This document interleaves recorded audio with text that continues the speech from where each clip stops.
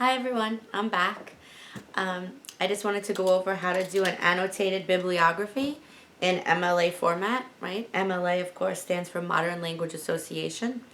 So this is part of your group projects, right? This is part 2. So part 1 we've completed, right? That was the outline where each group member contributed what they're researching, their field work.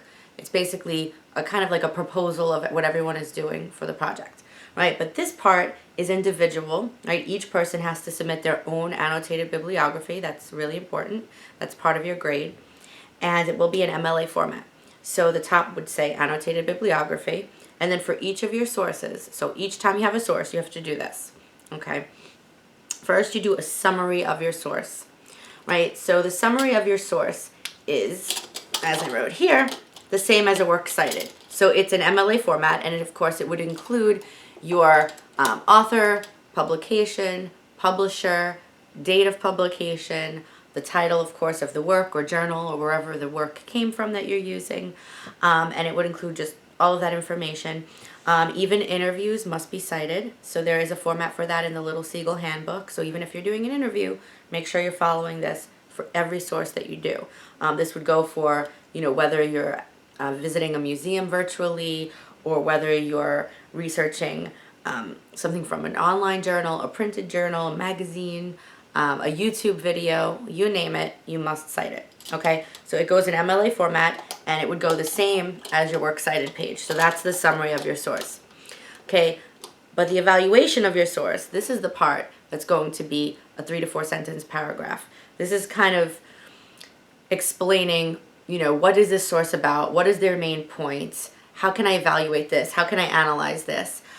So basically, let's just use an example. I'm going to use The Most Important Day by Helen Keller article, okay, the essay that we read, right? So after we've done the citation, what would be our evaluation? Well, we could say she emphasizes how important her teacher was, Anne Mansfield Sullivan, in bringing her out of that cold, dark world, right, that she couldn't see, she couldn't hear, she didn't know what language was, and it's all about how she learned what language was and how new words are born, and it opened up the world for her, basically. Right, so it's all about that moment in her life, and she uses metaphors, she uses figurative language. We could talk all about that. That would be part of our evaluation, right? Now, this part, the applicability of the source to your study.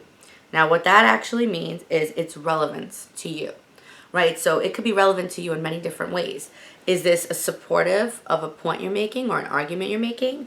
Is this a counter argument? So does this person go against what you were trying to prove and you're trying to show how there are other points of view and then you're going to counteract that? Does it show relevant data maybe that you needed to use? So is it just purely being used for data, percentages, numbers? Are you using it for that? Is it used for persuasive appeal? What persuasive appeal is different from logical appeal. Logical appeal is your data, your facts, things like that. Persuasive appeal would be how something tugs on our emotions, right? So if you've ever read a story with strong persuasive appeal, they might use things like personal examples. They might use very strong verbs, right, to kind of tug at your heartstrings a bit.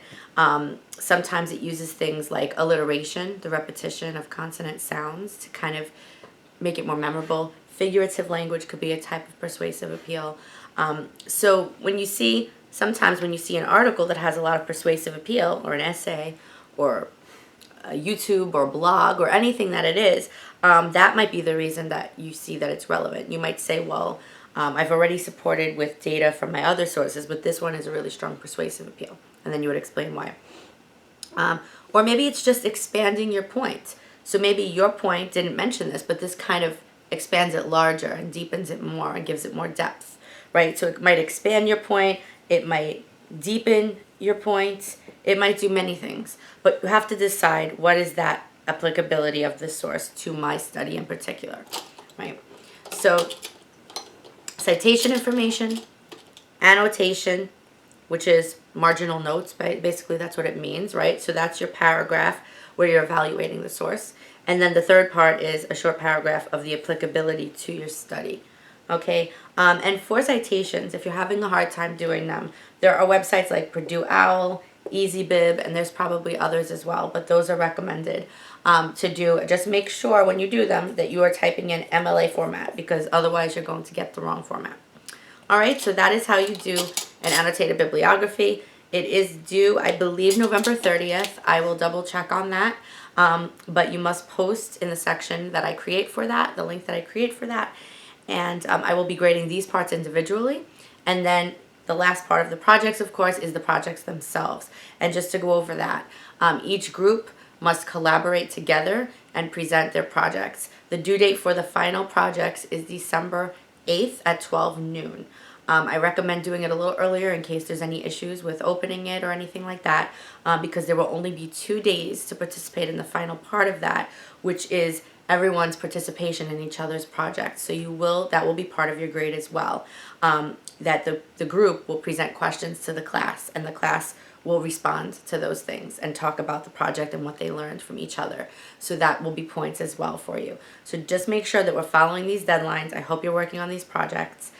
This is an annotated bibliography. Again, if you have any questions, I will create a question board for you. And there is a folder now called group projects. So everything related to the groups will be in that one particular folder. So you don't have to scramble around different weeks looking for things. Okay? So hopefully you're working on these now, and I will see you soon. Have a good day.